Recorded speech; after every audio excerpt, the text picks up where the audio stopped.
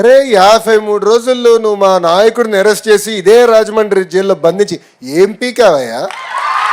ఏం పీకావు? నువ్వు అరెస్ట్ చేస్తే మేము భయపడాలా? అరే ఇట్లా నీ ముందర చాలా మంది పెద్ద పెద్ద మాటలు మాట్లాడారు. వాళ్ళందరి పరిస్థితి ఏమైందని ఒక్కసారి ఆ సైకోని ఆలోచించమని నేను అంటున్నా. అంతేగాని ఈ మధ్యన చూస్తున్నా రప్పరప్ప అంటే ఏంటి రప్పరప్ప? 2 రప్పరప్ప మేము బీగుతాం. ఎర్ర బుక్లో 3 పేజీలనే ఇంకొన్నాయి చాలా పేజీలు. ఎవరికి ఎప్పుడు ముహూర్తం పెట్టాలో నాకు తెలుసురా భయ్. ఎందుకో ఆవేశం, ఎగిరెగిరి వస్తున్నారు. ఏం కంగారు లేదు. చట్టాన్ని కానీ మీరు ఉల్లంఘిస్తే నేను ఎవరిని వదిలిపెట్టాను.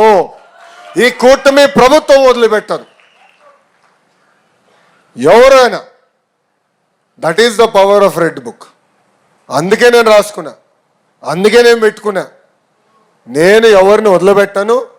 ఇక్కడున్న కార్యకర్తలందరం మనం చేయాల్సిన పనులు మనం చేయాలి. అది మనం మర్చిపోకూడదు.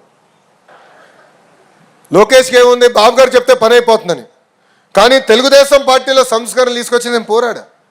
నేను అనేక సార్లు చెప్పా, సైకోతో నేను ఎంత పోరాడానో 3 రెట్లు ఎక్కువ తెలుగుదేశం పార్టీలో నేను పోరాడా. ఒక